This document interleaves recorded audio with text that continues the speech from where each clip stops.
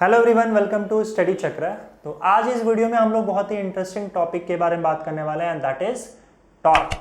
ठीक है, चलो टॉपिक पे जाने से पहले कुछ क्वेश्चंस है जो बचपन से मेरे दिमाग में या बचपन में मेरे दिमाग में आते थे। अभी तो चलो चीज़ों का आंसर मिल गया।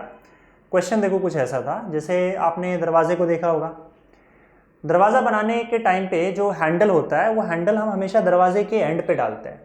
जैसे मान लो दरवाजे का जो एक्सिस ऑफ रोटेशन है, ये जैसे इस एक्सिस के अलॉन्ग दरवाज़ा घूम रहा है, राइट। हम लोग दरवाजे को ऐसे घुमा रहे हैं, ऐसे, ठीक है। तो ये एक्सिस है उसका, इस एक्सिस के अलॉन्ग घूम रहा है। तो दरवाजे का जो हैंडल होता है वो हमेशा हम लोग एंड पे ऐसे बनाते हैं, ठीक है, ना कि बीच में। जबकि मेरे दिमाग में आता था यार कि बीच में अगर हैंडल रखोगे तो शायद ज़्यादा अच्छा दिखेगा, राइट। तो फिर इसको एंड पे क्यों, दरवाजे के एंड पे क्यों हैंडल डाला जाता है? अब आंसर तो इसका सिंपल है, क्योंकि अगर एंड पे आप हैंडल को रखोगे या फिर एंड पे फोर्स लगा के दरवाज़ा खोलोगे तो शायद दरवाज़ा खोलना ज़्यादा आसान होगा। बीच में फोर्स लगाकर खोलो तो क्या होगा, मुश्किल हो जाएगा थोड़ा। इनफैक्ट अगर सपोज करो इस हैंडल को उठा के मैं ये जो एक्सिस है जहाँ पे हिंजेस रहते हैं उसके नज़दीक जाके रख दूँ तो शायद आप कितना भी फोर्स लगा लो दरवाज़ा खुल ही ना पाए। यानी कि एंड पे अगर एंड से फोर्स लगाकर दरवाज़ा हम खोलते हैं तो दरवाज़ा खोलना ज़्यादा आसान होता है। ये तो हमारा सिंपल एक्सपीरियंस है। उसके अलावा कुछ क्वेश्चंस और जो बचपन में मेरे दिमाग में आते थे, जैसे कि आपको पता है कि ये जो हैंड पंप है, हैंड पंप पे हम इस तरह से फोर्स लगाकर इसको दबाकर, इसका जो ये हैंडल होता है इसको दबाकर हम लोग पानी निकालते थे। तो इसमें भी हम क्या करते थे, इसके एंड पे यहाँ फोर्स लगाते थे, ठीक है। हम फोर्स यहाँ क्यों नहीं लगाते, बीच में क्यों नहीं लगाते, या फिर ऊपर जाके क्यों नहीं लगाते? अब हमारे नॉर्मल एक्सपीरियंसेस से क्या हमको पता है कि यहाँ पे जब हम फोर्स लगाते हैं तो इसको घुमाना बड़ा आसान होता है, यहाँ पे डिफिकल्ट हो जाएगा। मैंने कई बार ट्राई भी किया है, यहाँ पे आप फोर्स लगाओगे तो घूमता है लेकिन बड़ा मुश्किल हो जाता है, यहाँ पे सबसे आसान होता है। उसी तरीके से आपको पता है, जैसे कई बार क्या होता है कि हमारा फ़ैन ख़राब हो जाता है। मुझे नहीं मालूम आप लोगों के साथ हुआ है कि नहीं, पर मेरे घर में कई बार ऐसा हुआ है कि जब मैं फ़ैन स्विच ऑन करता हूँ तो फ़ैन घूमता नहीं है, लेकिन अगर आप सपोज़ करो उसको मैनुअली या फिर हाथ से ऐसे धक्का मारो तो फिर वो घूमने लग जाता है। ऐसा हुआ रहेगा ना आप लोगों के साथ। तो उस टाइम पे हम लोग क्या करते बताओ, फोर्स कहाँ लगाते हैं? जैसे अगर मान लो ये फ़ैन है, ये ऐसे घूम रहा है, ओके, या फिर ऐसे घूम सकता है वो, ये आपका एक्सिस ऑफ रोटेशन है यहाँ का। तो हम क्या करते हैं, जैसे फ़ैन अगर नहीं चल रहा है, उसको चलाना है, तो हम उसको ऐसे धक्का मारते हैं। तो धक्का मारने के बाद ये घूमने लग जाता है। तो अच्छे से घूमे, इसके लिए आप धक्का कहाँ मारते हो? क्या आप यहाँ जाकर धक्का मारते हो ऐसे? ये नीचे का व्यू है, जैसे अगर फैन को नीचे से देखोगे तो आपको ऐसे दिखेगा, है ना। तो ये नीचे का व्यू बना रखा है। तो मैं बोल रहा हूँ कि धक्का कहाँ मारते हो? क्या आप इस पोजीशन पे धक्का मारते हो इसको? नहीं, आप ट्राई करते हो कि आप एकदम एंड पे धक्का मारो, और जब आप एंड पे धक्का मारोगे, एंड पे फोर्स लगाओगे, तो फिर ज्यादा अच्छे से ये फैन घूमेगा। तो इन सारे चीजों से, इन सारे एग्जाम्पल से हमको तो एक चीज क्लियर होता है कि यहाँ पे घुमाने के केस में फोर्स सिर्फ मैटर नहीं करता, वो फोर्स कहाँ लग रहा है, किस पॉइंट पे लग रहा है, ये भी मैटर करता है। समझ में आ रही बात? अच्छा, अगर सपोज करो मैं ट्रांसलेशन मोशन की बात करूं, जैसे मान लो मेरे पास एक ऑब्जेक्ट पड़ा हुआ है यहाँ पे, ठीक है, और इसको मोशन में लाना है। Right now it is at rest, ये फिलहाल रेस्ट पे है, रुका हुआ है, और मुझे इसको मोशन में लाना है। तो फिर मुझे क्या चाहिए बताओ? मतलब कौन सी ऐसी क्वांटिटी है जो मोशन के लिए जिम्मेदार होती है, जो मोशन प्रोड्यूस करती है? सिंपल है, I have to exert force, मुझे इस पर फोर्स लगाना पड़ेगा, राइट। तो मैं फोर्स लगाऊंगा तो बॉडी में एक्सेलरेशन होगा या फिर बॉडी मोशन में आ जाएगी। और यहाँ पे मैं ट्रांसलेशन मोशन की बात कर रहा हूँ, बॉडी इस तरह से आगे ट्रांसलेट करेगी, it will have translation motion. समझ में आ रही बात? अब यहाँ पे एक बात गौर करने की ये है कि अगर सपोज करो, मान लो मैं यहाँ पे इस पॉइंट पे 5 न्यूटन का फोर्स लगाता हूँ, 5 न्यूटन का फोर्स लगा रहा हूँ, और बॉडी में जो एक्सेलरेशन प्रोड्यूस हुआ है, that acceleration is 2 metre per second square. मतलब अगर मैंने 5 न्यूटन का फोर्स लगाया तो बॉडी इतने तेजी से 2 मीटर पर सेकेंड स्क्वायर के एक्सेलरेशन से आगे जाने लगेगी। ठीक है, अब अगर ये फोर्स मैं इस पॉइंट के बजाय एग्जैक्टली बीचों बीच लगाता हूं, सेम 5 न्यूटन का फोर्स सेम बॉडी पे, तब भी ये इतनी तेजी से ही आगे जाएगी, फर्क नहीं पड़ेगा, इसके तेजी में कुछ फर्क नहीं आएगा, इसके एक्सेलरेशन में कुछ फर्क नहीं आएगा, it will still have 2 metre per second square acceleration. In fact अगर सपोज करो मैं नीचे लगा दूं तब भी यही हाल होने वाला है। मतलब ये कि चाहे मैं फोर्स यहां लगाऊं, यहां लगाऊं, यहां लगाऊं, किसी भी पॉइंट पे लगाऊं, जिस डायरेक्शन में मैं फोर्स लगाऊंगा बॉडी उसी डायरेक्शन में जाएगी। तो मैं डायरेक्शन फिक्स कर देता हूं, चलो इसी डायरेक्शन में फोर्स लगा रहा हूं, लेकिन वो फोर्स मैं इस पॉइंट पे लगाऊं या इस पॉइंट पे लगाऊं, चाहे इस पॉइंट पे लगाऊं, किसी भी पॉइंट पे लगाऊं, बॉडी में जो एक्सेलरेशन आएगा वो 2 मीटर पर सेकेंड स्क्वायर का ही होगा, अगर मैंने बॉडी को फिक्स किया है और मैं 5 न्यूटन फोर्स ही लगा रहा हूं तो। इसका मतलब ये कि ट्रांसलेशन मोशन के केस में फोर्स का सिर्फ मैग्नीट्यूड मैटर करता है कि आप कितना फोर्स लगा रहे हो। ठीक है, किस पॉइंट पे लगा रहे हो वो मैटर नहीं करता, मतलब पॉइंट ऑफ एप्लीकेशन, किस पॉइंट पे आप फोर्स लगा रहे हो, point of application of force does not matter.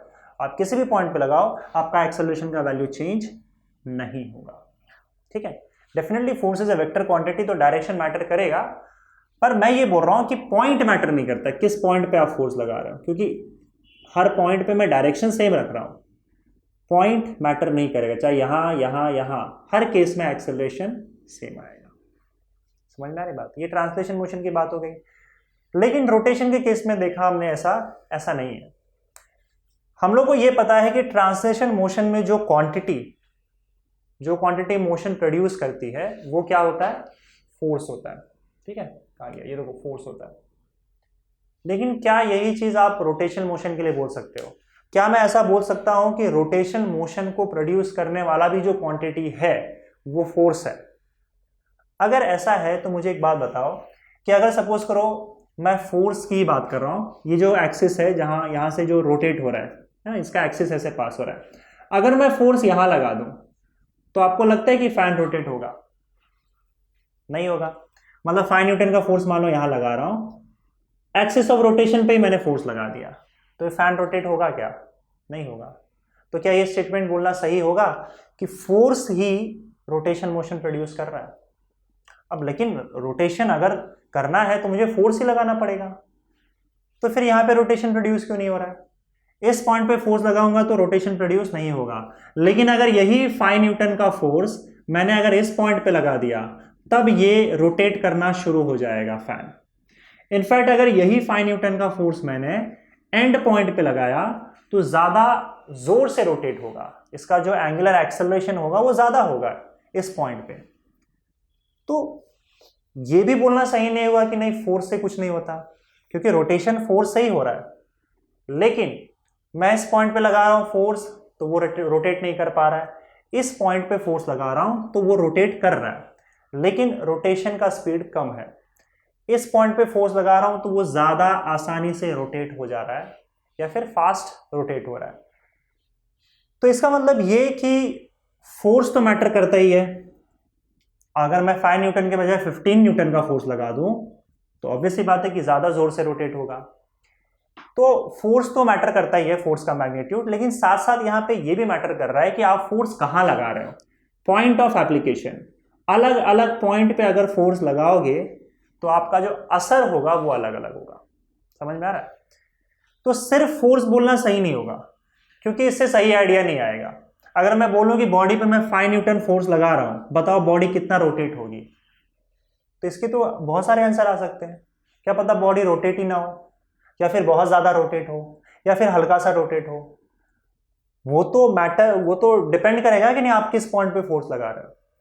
तो इसका मतलब ये कि मुझे एक ऐसी क्वांटिटी बतानी पड़ेगी जो ये भी बताए कि भाई फोर्स जो है आपका वो किस पॉइंट पे लग रहा है। समझ में आ रहा है? तो फोर्स के साथ साथ जैसे मान लो एक्सिस से मैं डिस्टेंस मेजर कर लेता हूं, एक्सिस से मान लो यहां का डिस्टेंस है r, अगर मान लो ज्यादा कर दिया, इस पॉइंट पे फोर्स लगा रहा हूं तो r का वैल्यू बढ़ जाएगा।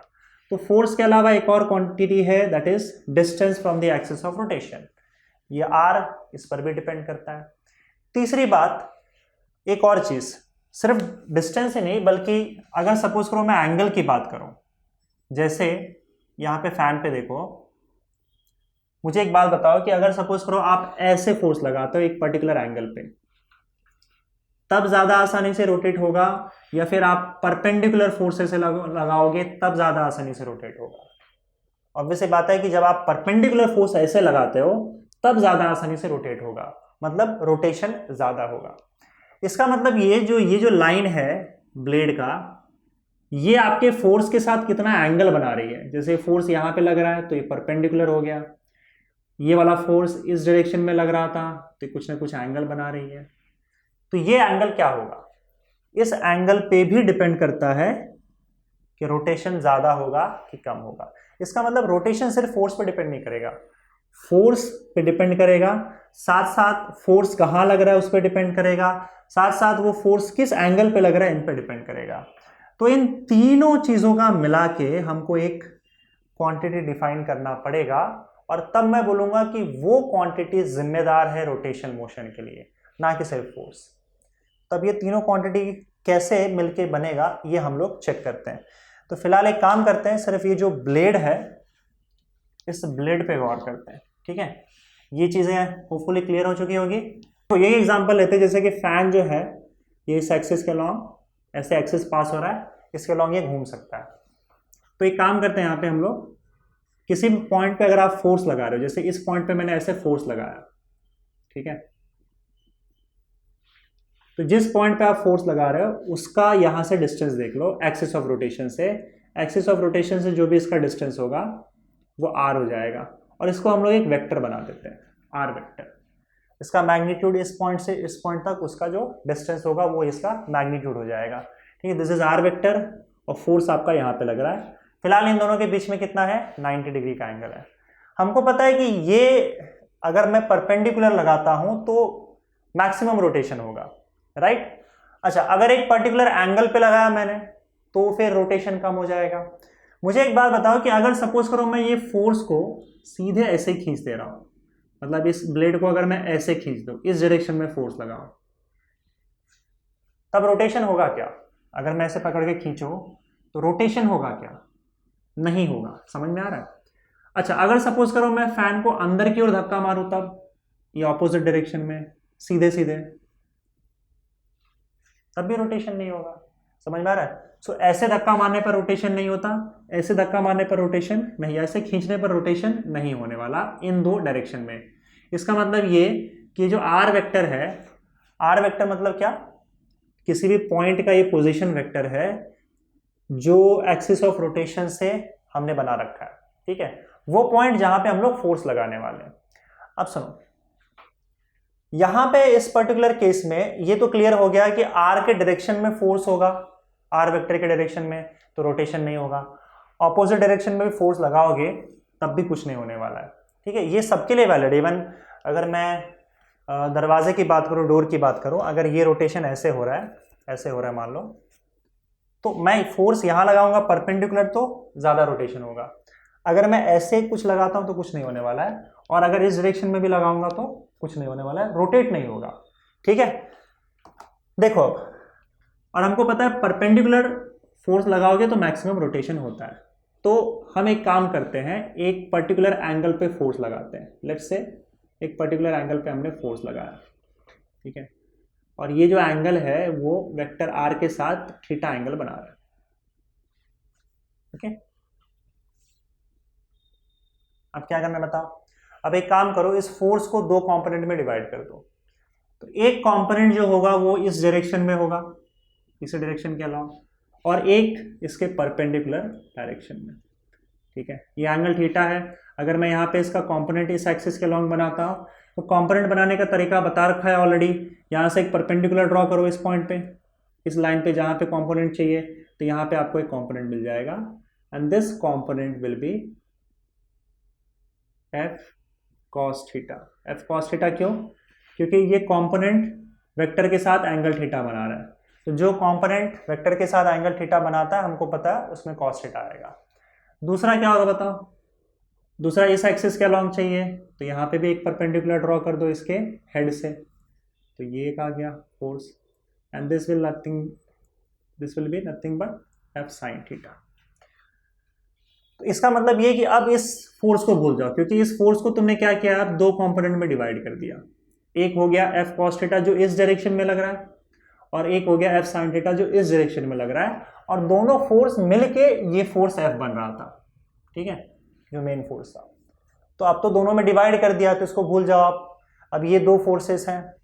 अब मुझे एक बात बताओ कि ये दोनों फोर्स में ये जो एफ कॉस थीटा वाला फोर्स है जो कि इस डायरेक्शन में लग रहा है, क्या ये बेसिकली बॉडी को रोटेट कर सकता है?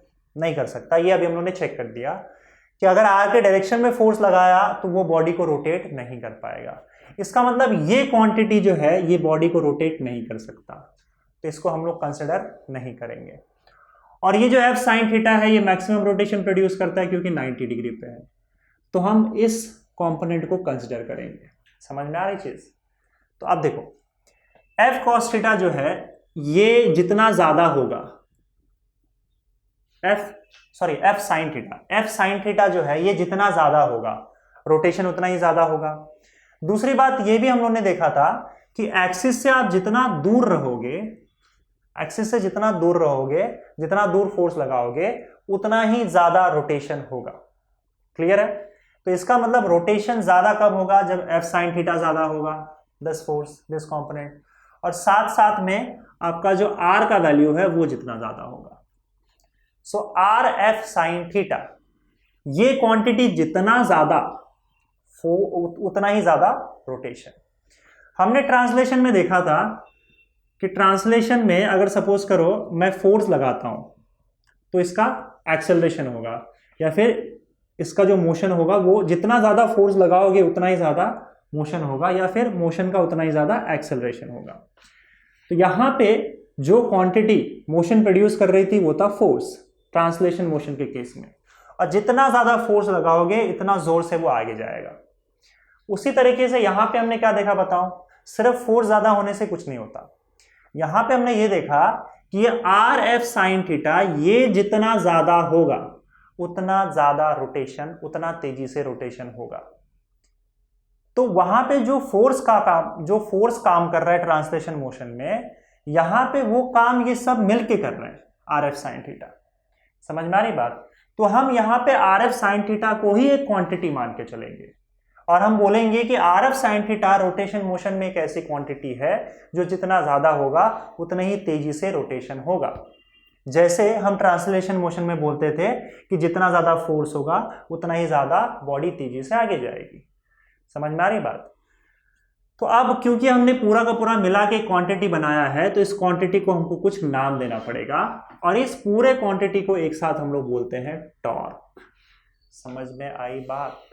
Are F sine theta, and this is responsible for rotational motion, torque.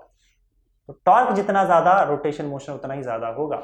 अभी भी मैं बोल रहा हूं कि टॉर्क रोटेशनल मोशन में वही काम करता है जो फोर्स ट्रांसलेशन मोशन में काम करता है। क्लियर है? और इसको हम लोग डिनोट करते हैं एक लेटर से जिसको बोलते हैं टाउ। Tau, TAU, tau. ये ताऊ नहीं है, टाउ नहीं, टाउ है, टाउ। ठीक है? Tau is equal to r F sine theta, and this is what you call torque.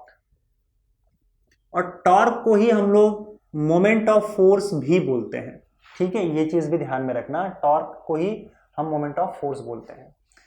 अच्छा, अब सुनो, यहां पे इसको अलग अलग तरीके से लिखा जा सकता है। जैसे कि मैंने यहां पे लिखा torque is equal to r F sine theta. तो यहां पे हम लोग को पता है इसमें आर क्या है और एफ साइन थीटा क्या है ना? आर क्या है? जिस पॉइंट पे हम लोग फोर्स लगा रहे हैं उस पॉइंट का पोजीशन वेक्टर जो कि हम लोग ने एक्सिस ऑफ रोटेशन से बना रखा है, ये तो उसका मैग्नीट्यूड है आर। एफ साइन थीटा क्या है? एफ साइन थीटा क्या है? जो भी फोर्स लगा रहे हैं उसका परपेंडिकुलर कंपोनेंट, या फिर आर के जो परपेंडिकुलर कंपोनेंट है, आर वेक्टर के फोर्स का परपेंडिकुलर कंपोनेंट, वो एफ साइन थीटा है। तो हम इसको ऐसे भी लिख देते हैं, torque is equal to r into F perpendicular. F perpendicular का मतलब ही क्या है? F sine theta, sorry, F sine theta. इसका मतलब ये कि ये जो है वो परपेंडिकुलर कंपोनेंट है फोर्स का, परपेंडिकुलर किसके, जो आर वेक्टर हमने बनाया, ठीक है। इसके दो कंपोनेंट है पर परपेंडिकुलर कंपोनेंट लेना है, तो ये इस तरीके से लिखा जा सकता है। एक और तरीका है वो यहाँ पे हम लोग देखते हैं। देखो इसको देखने का एक और तरीका होगा, फिलहाल मैं क्या कर रहा हूँ, यहाँ पे इसको मिटा ले रहा हूँ और ये सेम चीज़ मैं यहाँ पे ड्रॉ कर रहा हूँ। देखो क्योंकि हम लोग सिर्फ इस ब्लेड की बात कर रहे हैं, तो इसको मैं फिर से वापस यहाँ पे ड्रॉ करता हूँ। ये ऐसा है और ये ऐसा। तो चलो मान लेते हैं यहाँ पे हम लोगों ने फोर्स लगाया, ठीक है। तो ये वेक्टर आर हो जाएगा यहाँ से लेकर यहाँ तक, this is vector r, okay. और फोर्स कहाँ लग रहा है बताओ, यहाँ लग रहा है फोर्स। अब हम क्या करेंगे, देखो ध्यान से, हम लोग फोर्स पे फोकस करते हैं। फोर्स और आर के बीच का एंगल कितना है, थीटा है, ये भी हम लोग जानते हैं। फोर्स पे फोकस करते हैं। करना क्या, देखो जो भी फोर्स है उस फोर्स के लाइन को एक्सटेंड कर दो, मतलब पूरा लाइन इसका ड्रॉ कर दो आगे पीछे पूरा ऐसे, ठीक है। ये जो फोर्स है इस लाइन में लग रहा है, ये हम लोग को पता है। तो जिस लाइन में फोर्स लगता है इस पूरे लाइन को हम लोग बोलते हैं line of action of force. ये वर्ड आप कई बार सुनोगे। This is what you call line of action of force, मतलब इस लाइन के अलोंग फोर्स लग रहा है ऐसे। अब सुनो, एक काम करो, ये जो एक्सिस ऑफ रोटेशन है जहां से अपने वेक्टर आर बनाया है, वहां से इस line of action of force पे आप एक परपेंडिकुलर ड्रॉ कर दो। ये रहा आपका परपेंडिकुलर। और अब मुझे एक बात बताओ, ये राइट एंगल ट्रायंगल बन गया, ये आर है, ओके, और ये हाइपोटेनस हो, नहीं सॉरी, ये आर हाइपोटेनस हो जाएगा। अब मान लो इसको हमने पॉइंट ओ बोल दिया, इसको पॉइंट बी बोल दिया, ये पॉइंट को, इसको हम लोग सी बोल देते हैं, ठीक है। तो इस ट्राइंगल में देखो ये वर्टिकली ऑपोजिट एंगल थीटा हो जाएगा। मुझे क्या करना है, ये जो परपेंडिकुलर डिस्टेंस आपने बनाया एक्सिस से, जहां से आपने आर बनाया था, वहां से लाइन ऑफ एक्शन, फोर्स का जो लाइन ऑफ एक्शन है वहां से हमने परपेंडिकुलर ड्रॉ कर दिया। इस परपेंडिकुलर ओबी का क्या वैल्यू आएगा वो देखते हैं। So let's say in triangle O C B या फिर O B C, what is sine theta, what is the value of sine theta. Sine theta क्या होता है, साइन थीटा क्या होगा, this opposite side O B upon r, क्योंकि r जो है ये हाइपोटेनस है। सो ओबी का वैल्यू क्या होगा बताओ, आर साइन थीटा। समझ में आ रही है। So what is r sine theta, r sine theta is nothing but OB. Now अब टॉर्क को आप अलग तरीके से भी लिख सकते हो, torque can be written as, torque हमको पता है क्या लिख सकते हैं हम लोग, बताओ, R F sine theta, and that can be written as, F side में ले लो R sine theta, okay, and that is equal to F into O B, है ना, ये दिख रहा है, O B is nothing but are sine theta, तो आर साइन थीटा की जगह हमने ओ बी लिख दिया। समझ में आ रही बात।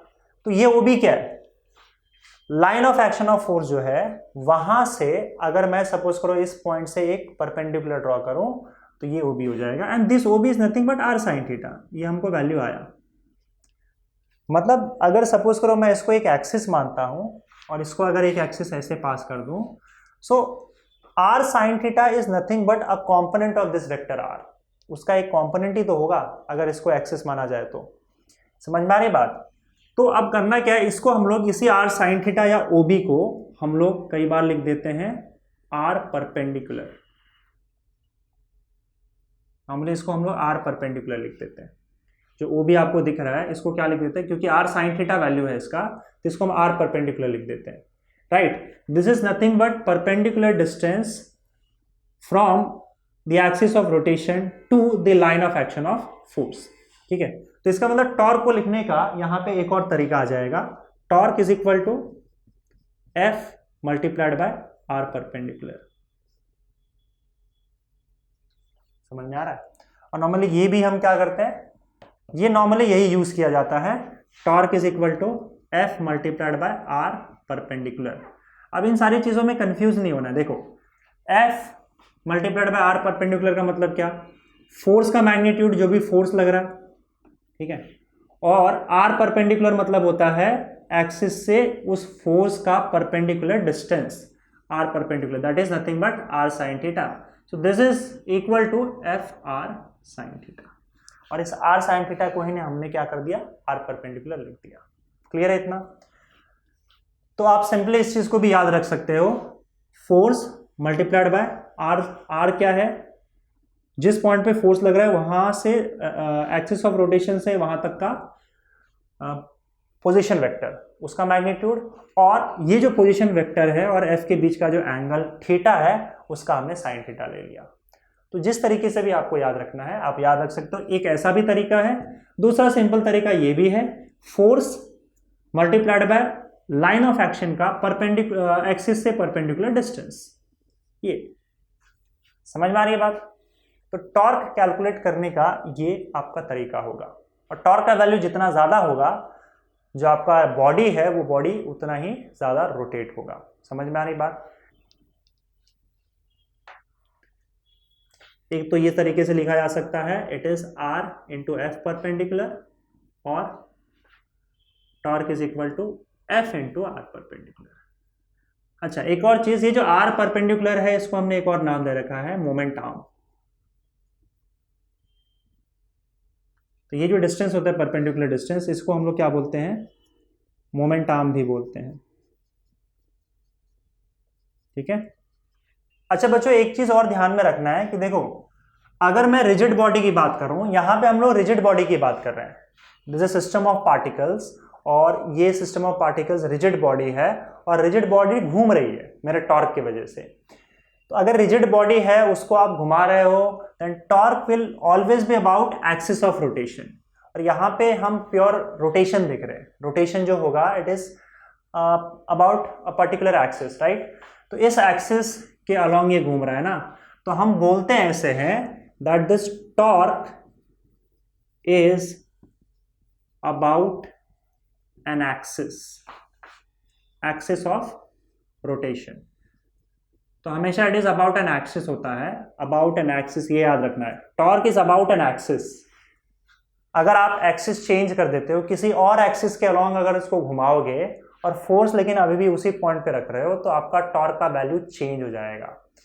तो एक्सिस ऑफ रोटेशन ऑब्वियसली बात है मैटर करेगा, क्योंकि एक्सिस ऑफ रोटेशन अगर आपने चेंज कर दिया, मान लो यहां से घुमा रहे हो इसको आप, तो आपका आर का वैल्यू भी चेंज हो जाएगा. ठीक है. तो ये चीज याद रखना कि torque is about an axis of rotation, लेकिन किसके लिए, फॉर रिजिड बॉडी. ठीक है. आगे वीडियोस में हम लोग देखेंगे कि एक सिंगल पार्टिकल के लिए भी हम लोग टॉर्क डिफाइन करते हैं. समझ में आ रहा है? उस केस में थोड़ा अलग होता है. तो यहां पे मैं बोलूंगा this torque is about this axis of rotation, मतलब जिस एक्सिस से वो घूम रहा है. ठीक है. और जो भी इसका वैल्यू कैलकुलेट होगा that will be about this axis of rotation. ये क्लियर है? तो torque is about an axis of rotation, ये चीज याद रखो. दूसरी बात ये कि इसके अगर ऐसा यूनिट की बात करें, डायमेंशन की बात करें, तो क्या आएगा बताओ? ऐसा यूनिट क्या आएगा? फॉर्मूला देखो, आर एफ साइन थीटा होता है ना. तो ऐसा यूनिट में of torque r F sine theta, force का यूनिट न्यूटन होगा और मीटर होगा.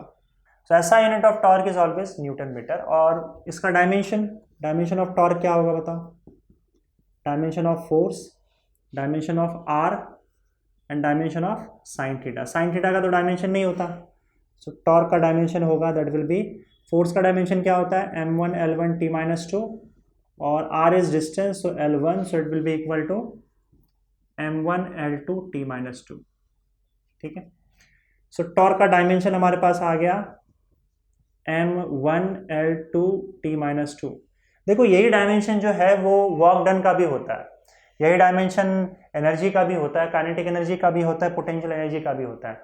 लेकिन वर्क डन एनर्जी और टॉर्क में फर्क है. समझ में आ रहा है? टॉर्क एक एकदम अलग क्वांटिटी हो गया, वर्क डन एक अलग क्वांटिटी हो गया, भले ही उसके डायमेंशंस मैच करते हों. और साथ में हम लोग जो यूनिट लिखते हैं, यूनिट का भी ध्यान रखना पड़ेगा, इसको हम लोग न्यूटन मीटर रखते हैं. वर्क डन का जो यूनिट है वो हम न्यूटन मीटर भी लिख सकते हैं और जूल भी लिख सकते हैं, है ना. जूल वर्क डन, क्योंकि इसी न्यूटन मीटर को हम जूल बोल देते हैं एक्चुअली में, तो वर्क डन का यूनिट हम जूल भी यूज करते हैं. लेकिन यहाँ पे याद रखना कि टॉर्क का आप कभी भी यूनिट जो है वो जूल नहीं लिखोगे, क्योंकि फिर वो बेसिकली वर्क डन को बता देता है, और वर्क डन और टॉर्क में बहुत फर्क है, दोनों एकदम अलग क्वांटिटी है। तो इसका अगर यूनिट लिखना है तो हमेशा न्यूटन मीटर ही लिखना पड़ेगा। This cannot be written as joule. समझ में आ रही बात?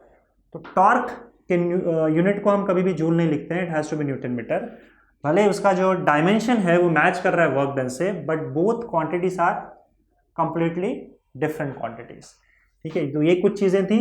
अच्छा, दूसरी बात और कि टॉर्क जो होता है it is a vector quantity. Torque is a vector quantity.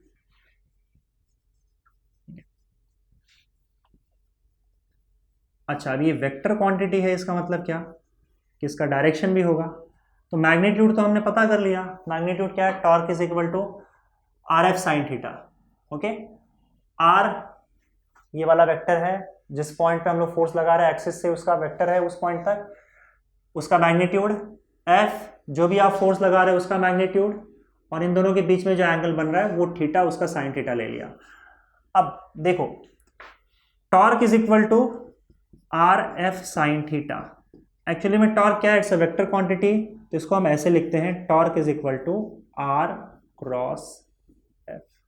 यानी कि वेक्टर आर और वेक्टर एफ जो है इसके बीच का क्रॉस प्रोडक्ट लोगे तो क्रॉस प्रोडक्ट लेने के बाद आपको टॉर्क मिल जाएगा। सो torque is a cross product of two vectors. समझ में आ रही बात? क्रॉस प्रोडक्ट बोलो या फिर वेक्टर प्रोडक्ट बोलो, दोनों एक ही बात है। So it's a vector product, it's a cross product of r and F.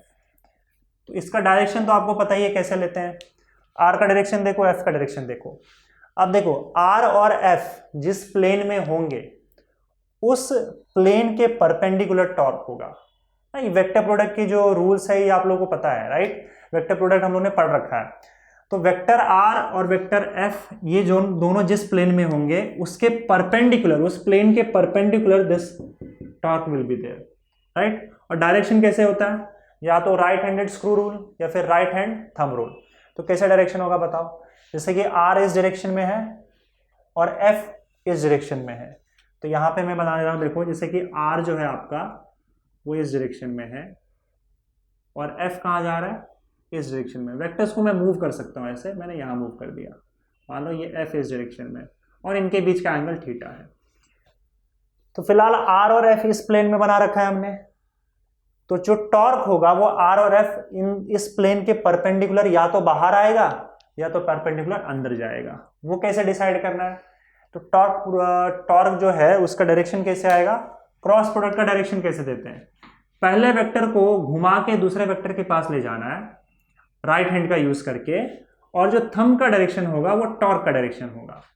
तो हमको क्या करना है, मेरा जो उंगली है पहले वेक्टर पे रखना है और उसको घुमा के दूसरे वेक्टर के पास ले जाना है, तो मेरा जो थंब का डायरेक्शन है वो मुझे आर क्रॉस एफ का डायरेक्शन देगा। आर क्रॉस एफ का मतलब टॉर्क का डायरेक्शन देगा। सो टॉर्क का डायरेक्शन बाहर की ओर, ठीक है, परपेंडिकुलर टू दिस प्लेन, ऐसे बाहर आएगा टॉर्क का डायरेक्शन। समझ में आ रही है बात? This is the direction of torque. तो इस तरीके से हम लोग इसका डायरेक्शन भी चेक कर सकते हैं। सो torque is basically a vector quantity.